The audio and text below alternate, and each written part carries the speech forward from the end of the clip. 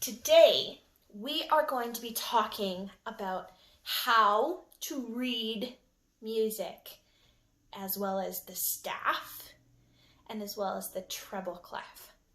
Okay? Now let's talk about how we learn to read. Okay? Because that's basically what we're going to be doing with learning how to read music. Okay? So what is the first thing that we kind of need to know before we start reading, like reading a book? We kind of need to know the alphabet, don't we? So that we can form words and form sentences. Yeah, we kind of need to know the alphabet. It's kind of important, right? So music is very much the same, okay? Except that instead of saying letters, we say note names. So not letter names, but note names, okay? What is the first bit of the alphabet? We've got A, right? B, right?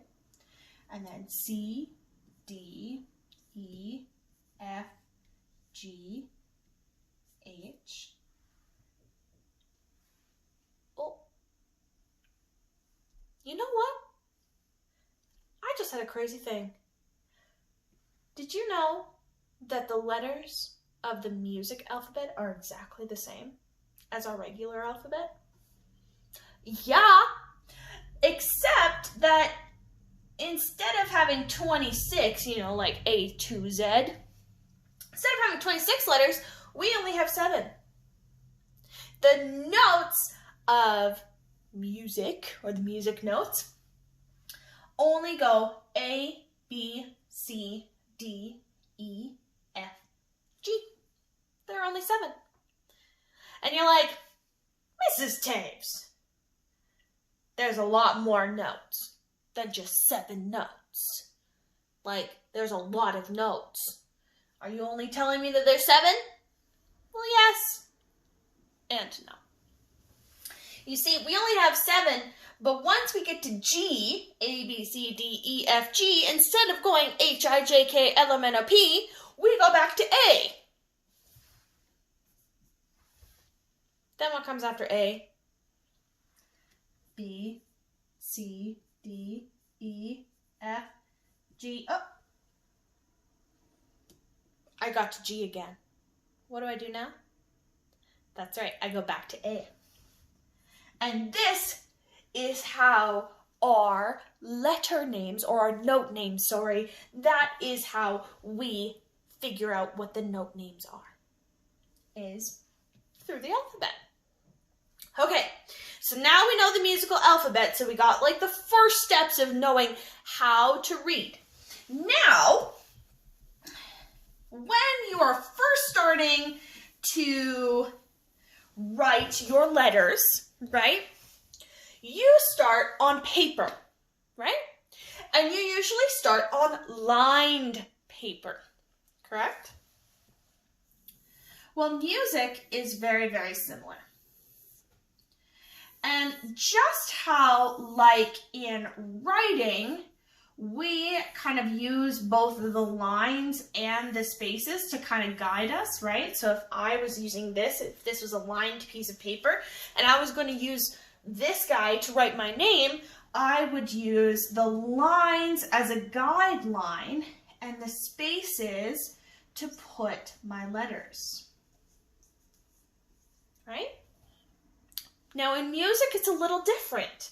Instead of using the lines as guidelines and the spaces where we put our letters, we're actually going to use both. We're going to use the lines and the spaces, okay? And instead of using letters like this, like how we write them, we're actually going to use notes. So like this. Like that. And kind of like how we read from left to right, we do the exact same thing with music. So we start on a line, maybe, and then we go into a space. And then we go into a line, then we go into a space, and then a line, and then so on. Do you see how everything is moving this way and how there's always space in between? Imagine this is kind of like a word. And you know, when we write, we don't want to bunch everything really close together because nobody will know what we're writing. It's kind of the same with music. If we bunch everything together like this, nobody's going to know what we're trying to say, right? So we got to space it out. We got to space it out. Just like this. Very good. But here's the thing. I'm going to try to make it, a little bit more complicated. I hope you don't mind. But you know how when you look at a word in English, okay? Now, these are words, right? They're notes and they're individual, right? Now, kind of like how when you look at a word in English, you know that it's English because you know English, right? And because it looks like English, and because somebody said that it was English, and so you know that it's English. Or let's say that you're looking at a French book, okay?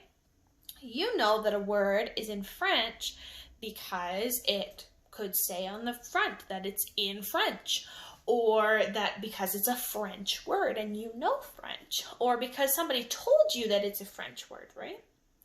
Or let's say that you're on the computer and you're looking at your keyboard settings, right? You could have English, you can use Mandarin, you can have German, and all you have to do is just click which language you want, right? Well, again, it's kind of similar in music, except instead of having different language names, we use a sign, okay? And it's just one sign, and it's at the very, very beginning of our staff. So remember, our staff has 5 lines, right? And these are our little letters or little words. And in order to know which language we're working in, we need a sign. And this is going to be our treble clef, okay? Can you guys say treble clef? Treble clef. Say it. One more time. Treble clef. Go ahead. Very good. Okay. Our treble clef, you've probably seen it before multiple times, but this is what our treble clef looks like. And this guy tells us which language we are working in. Okay?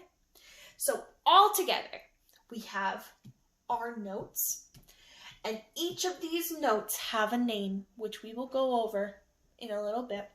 Each of the notes have a name, and this guy is our sign, and he tells us our treble clef. Say it one more time, treble clef. Good. This guy tells us which language we are working in. Good.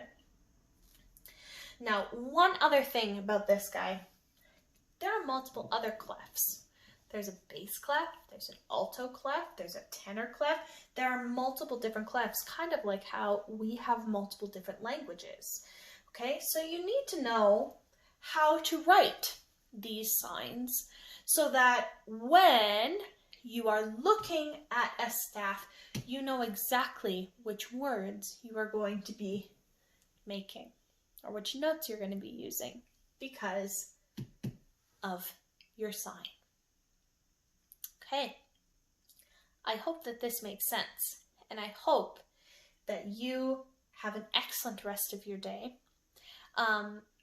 For grade 4 or 5, you guys are going to be watching the next video, which is on deciphering the notes, the note names.